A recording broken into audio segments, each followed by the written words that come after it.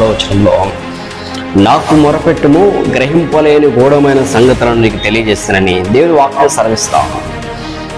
రాబోయే వాటి గురించి దేవుడు తన బిడ్డలతో మాట్లాడతారు.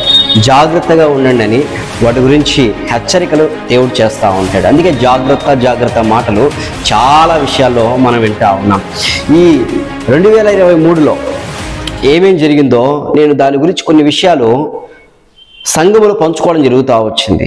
పంచుకున్నప్పుడు 2023లో ఎలా ఫుల్ఫిల్ అయింది అనే విషయాలు కూడా మీరు వింటూ వచ్చారు, చూస్తూ వచ్చారు. ఎలా జరిగింది 2023లో దాదాపుగా 20 సంఘటనల గురించి దేవుడు మాట్లాడుతూ వచ్చారు. వాటిని నేను పంచుకోవడం జరుగుతూ వచ్చింది. కొన్ని విషయాలు యూట్యూబ్లో కూడా వాటిని తెలియచేయడం కూడా జరుగుతూ వచ్చింది. అయితే దేవుని యొక్క మహోన్నత కృప తన దాసురెడల దేవుడు ఉండి వాటిని ఫుల్ఫిల్ చేస్తూ వచ్చాడు. 2023 చాలా సౌఖ్యంగా, సంతోషకరంగా మంచి కార్యాలు దేవుడు జరిగిస్తూ వచ్చాడు మన భారతదేశంలో, ఇతర ప్రాంతాల్లో కూడా. అయితే 2024 గురించి కూడా నేను ప్రార్థన చేస్తూ వచ్చాను. 2023 గురించి తెలియజేస్తారు కదా, 2024 గురించి కూడా తెలియచేయము అని అడిగినప్పుడు దేవుడు నాతో కొన్ని విషయాలను మాట్లాడుతూ వచ్చారు. ప్రపంచమంతటా చీకటి కమ్మబోతుంది అనే విషయాలను దేవుడు నాతో స్పష్టంగా మాట్లాడుతూ వచ్చాడు. నేను దేవుని సన్నిధిలో ప్రార్థన చేస్తూ ఉన్నప్పుడు ఏదో ఒక భయంకరమైన చీకటి అనేది ప్రపంచాన్ని అలుముకుంది. ఒక భయంకరమైన చీకటి ప్రపంచాన్ని అలుముకొని పీడిస్తూ ఉంది. వాటి గురించి ప్రభు సెల్లు అడగడం జరుగుతూ వచ్చి దానియేలుకు కూడా దేవుడు ఆ దినాన నెబుకద్నెజరు గురించి తెలియజేశాడు. యోసేపుకు ఫరో విషయం దేవుడు తెలియజేస్తూ వచ్చాడు. అదే ప్రకారము కొంతమంది దేవుని దాసులతో, దైవజనులతో దేవుడు ప్రత్యక్షంగా మాట్లాడుతూ తెలియజేస్తూ ఉంటారు. వాటి విషయము హెచ్చరిస్తూ ఉంటాం. మేము సంఘములో కూడా వాటి గురించి మేము క్రమంగా తెలియజేస్తాం. కొంతమంది వినొచ్చు, వినకపోవచ్చు. మీ సరిగ్గా మీ వస్తదను సరిగా చేసుకోండి. మీరు సరిగా దేవుని యందు భయభక్తులు కలిగి ఉండాలి. మీ పాపాన్ని మానాలా. మీ పాపం అలా ఉంచుకొని పరిశుద్ధులుగా బతుకుతున్నట్లుగా భక్తి కార్యాలు చేసి దేవుణ్ణి భ్రమపరిచినట్లు చేస్తే నష్టపోతారు. దేవుని వాక్యంలో ఉన్నట్లుగా మీరు చేయాలని ఖండితముగా మాట్లాడి చెప్పే సంఘటనలను నేను మీకు వివరిస్తున్నాను. కొంతమంది నచ్చకపోవచ్చు, కొంతమందికి సంఘములో కొంతమందికి నచ్చక ఈయనేంటి ఇలా గట్టిగా చెప్తున్నారు అనే పరిస్థితులు మాట్లాడుతూ ఉంటారు. అయినా ఏదేమైనా మీరు కరెక్ట్గా ఉంటే ఉన్నతమైన స్థితిలోకి వెళ్తారు. మీ పిల్లలను కూడా క్రమంగా పెంచండి. మీ పిల్లలు ఎలా ఉంటున్నారో తెలుసా? లిప్స్టిక్లు వేసుకొని, ఐబ్రోస్ చేయించుకొని, జీన్స్ ప్యాంటులు వేసుకొని గందరగోళంగా తిరుగుతూ ఉన్నారు. అదే ఒక క్రైస్తవులు నేర్చుకోవాల్సిన సంఘటన కాదు. అది లోకములు చీకటి కమ్మబోతుందని ఇప్పుడు నేను మీకు తెలియచేయబోతున్నాను. చాలా భయంకరమైన చీకటి. దేవుడు తెలియజేసిన విషయాలు నేను మీకు తెలియచేయబోతున్నాను. ఈ యొక్క డిసెంబర్ 31 మనము నూతన సంవత్సరంలో అడుగు పెట్టబోతున్నాం. నూతన సంవత్సరంలో అడుగు పెట్టబోతున్న మనము ఈరోజు సిద్ధపాటు కూడిక అనేది మనం తెలుసుకుంటున్నాం. దాని గురించి మనము తెలుసుకోబోతూ ఎలా సిద్ధపడాలనే విషయాన్ని నేను కొన్ని విషయాలు నేను తెలియజేయబోతున్నాను. దాదాపుగా దేవుడు చాలా సంఘటనలు మాట్లాడారు. వాటిని నేను అప్పుడప్పుడు మీకు తెలియజేస్తాను. అయితే ప్రత్యేకంగా ఒక 4 విషయాలు మాత్రము ప్రపంచంలో జరగబోయే 4 సంఘటనల గురించి నేను మీతో మాట్లాడబోతున్నాను. మొట్టమొదటిగా ప్రపంచంలో జరిగే సంఘటన ఏంటంటే, క్రీస్తు విరోధి ఆత్మ ప్రపంచాన్ని ఏలబోతుంది. ప్రతి దేశాన్ని క్రీస్తు విరోధి యొక్క ఆత్మ వేలబోతుంది. విశ్వాసం నుండి ప్రజలను లాగడానికి ప్రయత్నాలు చేయబోతున్నాడు. దాని కొరకు విశ్వాసులను వెనకగా లాగడానికి ఎన్ని కార్యాలను చేయబోతున్నాడు. వాటిని నేను ప్రత్యేకంగా మరలా మీకు ఒక వర్తమానాన్ని తీసుకుని నేను వివరిస్తాను. చాలా మంది క్రీస్తు నుండి దూరం చేయడానికి రాబోతున్నారు. అబద్ధ క్రీస్తులు, అబద్ధ బోధకులు, అబద్ధ ప్రవక్తలు లేయబోతున్నారు. దేవుని నుండి దూరం చేసి మిమ్మల్ని దేవుడి నుంచి దూరం చేసి నరకమునకు తీసుకెళ్లాలని, పరలోకము నుండి తప్పించాలని ప్రయత్నం చేస్తున్నారు. నాకు మొట్టమొదటిగా క్రీస్తు విరోధి ఆత్మ ఏలుబడి చేస్తుంది. నువ్వు విశ్వాసంలో దిగజారిపోతే మాత్రము నిన్ను ఆపేవాడే లేడు. ఇంకా మళ్ళీ బయటికి దేవుని దగ్గర రావడానికి కూడా నీకు చాలా కష్టతరం అవుతుంది. జ్ఞాపకం చేసుకో. ఎవరు క్రీస్తు విరోధులు, ఎవరు క్రీస్తు బోధకులు అనే విషయాన్ని నేను ప్రత్యేకంగా మీతో చర్చిస్తాను. రెండవ సంఘటన జ్ఞాపకం చేసుకోండి.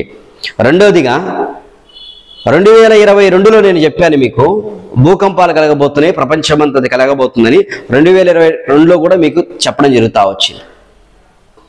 అనేక ప్రాంతాల్లో భూకంపాలు కలుగుతాయి. ప్రతి చోటు భూకంపాల కేంద్ర బిందువు అవుతుంది అనే విషయాన్ని మీకు చెప్పడం జరుగుతుంది. 2022 2023లో కూడా కొన్ని విషయాలను కొన్ని సంఘటనలు మీకు తెలియచేయడం జరిగింది. ఆ సంఘటనలను కరోనా గురించి కొన్ని విషయాలు మాట్లాడడం జరిగింది. రష్యా చైనా యుద్ధాలు, రష్యా చైనా యొక్క వారిద్దరూ సంధి చేసుకుంటారు, సంధి చేసుకుని కొత్త కొత్త ఆయుధాలు కనిపెడతారని వాటి గురించి మాట్లాడడం జరుగుతూ వచ్చింది. యాంటీ కన్వర్షన్ బిల్ కోసం అప్పుడప్పుడే జనవరిలో ముమ్మరగా నవంబర్ డిసెంబర్లో 2022 నవంబర్ డిసెంబర్లో ముమ్మరగా దాని కొరకు ప్రణాళికలు చేస్తూ ఉన్నారు. అలాంటి పరిస్థితుల్లో దాని గురించి భయపడదు, ధైర్యంగా ఉండని చెప్పడం జరుగుతుంది దేవుడు ఇచ్చిన అభయం ద్వారా. ఇలా చాలా సంఘటనలు దేవుడు మాట్లాడుతూ వచ్చారు. రెండవదిగా జరిగే కారణం ఏంటంటే భూకంపాలు అనేక ప్రాంతాలు రాబోతున్నాయి. ప్రతి చోట భూకంపాలు రాబోతున్నాయని గుర్తుపెట్టుకోండి. అంటే ఈ 2024 అని వచ్చేదంటే కాదు, అది 2022 నుంచి ఆరంభమైంది. విస్తారంగా కలగబోతున్నాయి, ఇప్పుడు కూడా కలుగుతాయి. బైబిల్లో భూకంపాల గురించి రాయబడింది. ఇక ఏ మత గ్రంథంలో కూడా భూకంపాలు వస్తాయని, ఇంత భయంకరంగా ఉంటాడని ఎక్కడ రాయలే. కేవలం బైబిల్లోనే ప్రకటన గ్రంథంలో రాయబడినాయి. మత్తయి సువార్త 24వ అధ్యాయం అక్కడక్కడ కరువులు, భూకంపాలు కలుగుతాయని రాయబడ్డాయి. మీరు మత్తయి సువార్త 24వ అధ్యాయం ఇంటికి వెళ్ళిన తర్వాత క్రమంగా చదవండి, మీకు ప్రతిదీ తెలియజేస్తారు దేవుడు. భూకంపాలు కలుగుతాయి. 2024లో అనేక చోట్ల భూకంపాలు రాబోతున్నాయి. దేశములో, ప్రపంచములో పలు ప్రాంతాల్లో వేదనకరమైన పరిస్థితి కలగబోతుంది. కాబట్టి జ్ఞాపకం చేసుకోండి, అవి చాలా తీవ్రతరంగా ఉంటాయి, చాలా తీవ్రతరంగా ఉంటాయి. అది భారతదేశమా, ఇంగ్లాండా, ఆస్ట్రేలియానా, లేకపోతే శ్రీలంకనా, లేకపోతే టర్కీనా, లేకపోతే నార్త్ కొరియానా, సౌత్ కొరియానా, రష్యానా, అమెరికానా, జపానా, ఇంగ్లాండా, భారతదేశమా, ఇక చూసుకుంటూ వెళ్ళిపోతే అనేక ప్రాంతాల్లో దీనికి సంబంధించిన సూచనలు మనం చూస్తాం. భూకంపానికి సంబంధించిన సూచనలు మనం చూడబోతున్నాం. గుర్తుపెట్టుకోండి జాగ్రత్తగా. చాలా ప్రమాదకరమైన గంటికలు మోగబోతున్నాయి. యేసుక్రీస్తు రాకడకు సాదృశ్యాలు ఇవన్నీ. మీకు ధైర్యంగా ఉంటారని, క్రీస్తు కొరకు సాక్షిగా జీవిస్తారని విషయాలు నేను మీకు తెలియజేస్తున్నాను. రెండవదిగా, మూడవదిగా, ప్రపంచంలో AI ఆర్టిఫిషియల్ ఇంటెలిజెన్స్ అనే ఒక ప్రక్రియ విస్తారంగా కొనసాగబోతుంది. చాలా విస్తారంగా తీసుకురాబోతున్నారు. చాలా జాబ్స్ని తీసేయబోతున్నారు. ఆర్టిఫిషియల్ ఇంటెలిజెంట్ అనేది ఇది క్రీస్తు విరోధి యొక్క ఆత్మకు పనిచేస్తుంది. రోబోటిక్ టెక్నాలజీ, ఇప్పటికే రోబోటిక్ టెక్నాలజీ అనేది చాలా విస్తారంగా వెళ్ళిపోతా వచ్చింది. రోబోటిక్ టెక్నాలజీ అనేది చాలా విస్తారంగా మనము చూస్తూ ఉన్నాం. గమనించండి, చాలా విషయాలు మనము నేర్చుకోబోతూ ఉన్నాం. రోబోటిక్ టెక్నాలజీ ప్రపంచమంతటా రోబోటిక్ టెక్నాలజీ ఆరంభమవుతుంది. అది ఎక్కడి నుంచి ప్రారంభమైందంటే ఎక్కువగా అమెరికాలో ప్రారంభమవుద్ది. బాగా అమెరికాలో ప్రారంభమైంది. ప్రతి ఒక్కరూ AI ఆర్టిఫిషియల్ ఇంటెలిజెంట్ అనే ఒక ఎడ్యుకేషన్ చేయడానికి సిద్ధపడతారు చాలామంది. దానికి ముమ్మరమైన కేంద్రం ఇస్తారు. ఆల్రెడీ జాబ్స్, సాఫ్ట్వేర్ ఇండస్ట్రీ, అనేక సంస్థలు కొంచెం కుదేలవుతాయి అనేక చోట్ల. చాలా ప్రమాదకరమైన పరిస్థితులు. ఈ ఆర్టిఫిషియల్ ఇంటెలిజెన్స్ అనేది, ఈ రోబోటిక్ టెక్నాలజీ ఆల్రెడీ మనం చూస్తూ ఉన్నాము. మొబైల్స్లో కానీ, కంప్యూటర్స్లో కానీ, డ్రోన్స్లో కానీ ప్రతి చోట AIనే వాడుతూ ఉన్నారు. ప్రతి చోట. ఇప్పుడు అది ఇంకా ఎక్కువ అయిపోతుంది. 2024 ఆగస్ట్ అండ్ నవంబర్ లోపు ఈ ఆర్టిఫిషియల్ ఇంటెలిజెన్స్ చాలా ఎక్కువ అయిపోద్ది. గుర్తుపెట్టుకోండి. తర్వాత ఇది ఇంకా ఎక్కువ పెరుగుతుంది. దీని యొక్క ప్రభావం ఎక్కువ కలుగుతుంది. కలిగిన తర్వాత ఇక రాబోయే దినాల్లో, రాబోయే సంవత్సరాల్లో క్రీస్తు విరోధిక ఆత్మ దానిలో పని చేయబడుతుంది. జరగబోయేది అది. తర్వాత 4వ సంఘటన మీకు చెప్పేది ఏంటంటే 2023లో నేను మీకు చెప్పిన విషయము, భారతదేశంలో వర్షాలు చాలా తక్కువగా ఉంటాయి, ఎక్కడో అక్కడక్కడ పడతాయి, అవి పడినా కూడా మనుషులకు ప్రమాదం చేసే వర్షాలే అని చెప్పడం జరిగింది మీకు మేము 2023 గురించి. ఈ 2024లో అనేక ప్రాంతాలలో వర్షాలు విస్తారంగా కలుగుతాయి. దేవుడు నాకు చూపించిన మాట, నా దేవుని నిబంధన నేను స్థిరపరిచినను అని రెయిన్బో వాక్యాన్ని దేవుడు చూపిస్తూ వచ్చాడు. వర్షాలు పడతాయి, విస్తారమైన వర్షాలు కలుగుతాయి, అవి అనేక ప్రాంతాలు వస్తాయి, కానీ అవి కరువును తెప్పించే వర్షాలు కనబడతాయి. కరువులు తెప్పించే వర్షాలు, చాలా నష్టం కలుగుతుంది, ప్రమాదకరమైన పరిస్థితులు ఎదురవుతాయి. కాబట్టి జ్ఞాపకం చేసుకోండి, వీటి గురించి మనం ప్రార్థన చేద్దాం. ప్రభువు కార్యం జరిగించేవాడు. ఆయనకు ప్రార్థన చేయగానే ద్వారాలు తెరిచి మూసేస్తాడు ఆయన. ఇది నేను మీకు చెబుతున్నాను, భారంతో ప్రార్థన చేయండి, కన్నీటితో. ఇది మాత్రము మీ మనసులో గుర్తుపెట్టుకోండి. పోయిన సంవత్సరం ఒక రోజు నేను బస్సులో వెళ్తూ ఉంటే నాకు ముందుగా కూర్చున్న కొంతమంది మాట్లాడుకుంటూ ఉన్నారు. అయ్యా, ఈ ఆంధ్రప్రదేశ్ తర్వాత మా ప్రాంతాలలో దాదాపు మేము పుట్టినప్పటి నుంచి వర్షాలు పడుతూ వచ్చాయి, ఇంత పరిస్థితి మేము ఎప్పుడు చూడాల. వర్షం రాకుండా పడకుండా మా యొక్క భూములు ఎండిపోయిన పరిస్థితి మేము ఎప్పుడు చూడలేదు. ఇప్పుడు మేము చూస్తున్నామని వారు చెబుతూ వచ్చారు. వర్షాలు పడకుండా ఆగిపోయినాయి, ఇప్పుడు వర్షాలు పడతాయి, కానీ అవి మనిషికి ప్రమాదం చేసే వర్షాలు. చాలా చోట్ల భయంకరమైన వడగండ్ల వాన పడుతుంది. అమెరికా, తెలంగాణ, ఆంధ్ర, పాకిస్తాను, ఆఫ్ఘనిస్తాను, కర్ణాటక చాలా ప్రాంతాల్లో వడగండ్ల వాన పడుతుంది. చాలా పెద్ద పెద్ద లావు పడతాయి. బైబిల్లో వీటి గురించి, వడగండ్ల గురించి చెప్పారు. మనిషి పాపమును బట్టి కలిగే పరిస్థితులు ఎదురవుతున్నాయి, గుర్తుపెట్టుకోండి. ప్రియమైన ప్రజలారా, ఇంకా చాలా సంఘటనలు ఉన్నాయి, వాటిని నేను మీకు వివరిస్తాను. ఇప్పటికే చాలా టైం అయిపోయింది. ప్రార్థన చేద్దాం ప్రభు సన్నిధిలో, దేవుని సన్నిధిలో ప్రార్థన చేసి ఆత్మీయంగా మనం స్థిరపడే ఆలోచన కలిగి ఉండాలని నేను మీతో ఈ విషయాలని నేను పంచుకుంటున్నాను, మీతో మాట్లాడుతున్నాను. నేను పరిస్థితులు చాలా తీవ్రతరంగా ఉంటాయి. తర్వాత 5వ సంఘటన మీకు చెప్పేది ఏంటో తెలుసు, నేను భయంకరమైన ఎండలు కలుగుతాయి. అదేంటండి, వర్షాలు పడుతూ ఎండలు కలుగుతాయంటే, వర్షాలు పడతాయి, ఎండలు విస్తారంగా అలానే ఉంటాయి. ఎండలు కూడా అలానే ఉంటాయి. ఈ భారతదేశంలో వర్షాలు, విస్తారమైన వర్షాలు కలుగుతాయి, కలగకుండా మానవు. కానీ అవి పంటకు మేలు చేసే వర్షాలు కాదు, హాని చేసే వర్షాలు కనపడతాయి. హాని చేసే వర్షాలు, తుఫానుకరమైన వర్షాలు. అనేక ప్రాంతాల్లో తుఫాను భయంకరంగా వస్తుంది. తుఫాను, విశాఖపట్నంలో తుఫాను భయంకరంగా వస్తుంది.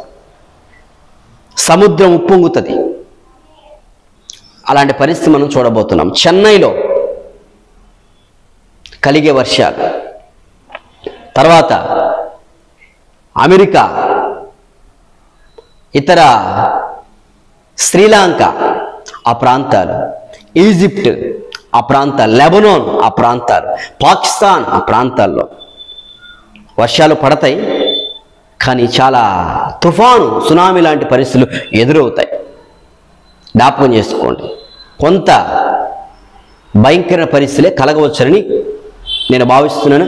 దేవుడు నాకు తెలియజేసిన విషయాలు. కాబట్టి ఇప్పటికైనా జ్ఞాపకం చేసుకోండి, యేసుక్రీస్తును ఇక్కడ కూర్చున్న వారు ఎవరైనా నమ్మకపోతే నమ్ముకోనండి. ఎన్నిసార్లు యవనస్తులకు చెప్పినా కూడా వీళ్ళనే పరిస్థితులు లేరు. ఎన్నో సందర్భాల్లో నాతో పాటు మీటింగ్ తీసుకెళ్తాను, నాతో పాటు వాళ్ళని ఉంచుకొని దేవుని వాక్యం ప్రకటిస్తూ ఉంటాము, లైవ్ తీస్తూ ఉంటారు, అన్ని అప్లోడ్ చేస్తూ ఉంటారు, అన్ని బాగానే ఉంటుంది, కానీ రక్షణ లేదు వాళ్ళకి. ఎప్పటికైనా మారు మనసు పొంది యేసుక్రీస్తుని అంగీకరించండి. నేను ఎవరు చూడట్లేదు అనుకుంటున్నాయేమో, దేవుడు చూస్తున్నాడు. జ్ఞాపకం చేసుకో, దేవుడు నీ విషయం దృష్టి పెట్టాడు. ఒక్కసారి గనక సైతాను వచ్చి నిన్ను పట్టుకుంటే ఏం చేయగలవు? ఆలోచించి ప్రియ సహోదరి సోదరుడా, భారంతో విషయాలు నేను మీకు తెలియదు, ఇంకా చాలా విషయాలు ఉన్నాయి. జ్ఞాపకం చేసుకోండి, ప్రభువు మనకు తోడుగా ఉండి సహాయం చేయడానికి సిద్ధంగా. అయితే వాటి గురించి భారంతో ప్రార్థన చేయండి. సిచ్యువేషన్లు కొంత మనకు ఇబ్బంది కలిగించేవి కనబడుతున్నాయి 2024 సంవత్సరం. అయితే ప్రార్థనాత్మ కలిగిన వారు మాత్రం విస్తారంగా లేయబోతున్నారు. Praise the lord. ప్రార్థన ఇలాంటి పరిస్థితి వచ్చినప్పుడు, దేవా మా దేశాన్ని, మా ప్రపంచాన్ని, మా ప్రజలను కాపాడనేవారు మాత్రము విస్తారంగా లేయబోతున్నారు. దేవుడు సహాయం చేయబోతున్నాడు, కృప చూపించబోతున్నాడు. రాజకీయాల్లో కూడా అనేక మార్పులు జరుగుతాయి అనేక ప్రాంతాల్లో. వాటి గురించి కూడా నేను మీతో తర్వాత పంచుకుంటాను, వాడికి తెలియజేస్తూ ఉంటాను. కాబట్టి ప్రార్థన మాత్రం చేయండి, భారంతో దేవుని సన్నిధిలో గడపండి. మీరు ఎంతగా దేవుని సన్నిధిలో గడుపుతారో అంతగా ప్రభువుకు దూరంగా ఉండొద్దు. వాక్యం చదవండి, ప్రార్థన చేసుకోండి. దేవుని కృప మీ మీద ఎల్లప్పుడూ తోడుగా ఉంటుంది. మీ ప్రాంతాల్లో కూడా భారంతో ప్రార్థన చేయండి, దేవుడు సహాయం చేస్తూ ఉంటాడు. అక్కడ వర్షం, కొన్ని చోట్ల వర్షం పడుతుంది, కొన్ని చోట్ల వర్షం పడుతుంది. అనేక ప్రాంతాలు మునిగిపోతాయి. వేదనకరమైన పరిస్థితుల్లోకి మనము వెళ్ళే సిచ్యువేషన్. కాకపోతే వాటి ద్వారా పొలాలు అవి నష్టపోతాయి, నష్టపోయేవి, నష్టం తెచ్చే వర్షాలు. కానీ నేను ఈరోజు ప్రార్థన చేస్తాం, దేవుడు సహాయం చేయనట్లు ఆయన మాట ఇచ్చి మరలా నోవాహు దినాల్లో నువ్వు వెళ్ళి సువార్త చెప్పు అన్నాడు వాళ్ళకి. వాళ్ళు నాశనం చేయబోతున్నాడు. మరలా ప్రార్థన చేయగానే ఆయన ఏం చేశాడు? తిప్పుకున్నాడు. మనం కూడా భారంతో ప్రార్థన చేద్దాం. ప్రభువా మాకు సహాయం చేయండి, మాకు కృప చూపించని అడుగుదాం. దేవుడు కనికరిస్తాడు, కృప చూపిస్తూ ఉంటాడు. విపరీతమైన ఎండలు కలగబోతున్నాయి. ఆ ఎండలకు తట్టుకోలేని పరిస్థితులు, కరెంట్ తీసేసే సిచ్యువేషన్స్ కనబడతాయి. ప్రభుత్వం దగ్గర అంత బడ్జెట్ కూడా ఉండలేని సిచ్యువేషన్ కనబడుతుంది. ప్రతి చోట ఇలాంటి పరిస్థితులు మనం బ్రెజిల్లో కూడా ఇలాంటి సిచ్యువేషన్లే మనం చూడబోతున్నాం. కాబట్టి ఇంకా దేవుడు నాకు తెలియజేసిన వాటిని నేను మీకు వివరిస్తాను. భారంతో ప్రార్థన చేయండి, నా గురించి ప్రార్థన చేయండి. సాతాను యొక్క ప్రభావంలో మనం ఉండకూడదు. దేవుని కాపుదల మన మీద ఉండి ఉన్నతమైన స్థితిలోకి మనం నడిపించి కాపాడి భద్రపరచునుగాక. అలాగా వాక్యంలోనికి మనం వెళ్తే ఈ విషయాలు నేను మీకు చెబుతున్నాను. ఇంకా వాక్యంలోకి మనం వెళ్దాం. గర్జించు సింహం వలె వాడు తిరుగుతా అన్నాడు కదా, ఎలా వాడు తిరుగుతున్నాడు, ఏ విధంగా తిరుగుతున్నాడు, వాటిని నేను మీకు పంచుకుంటాను.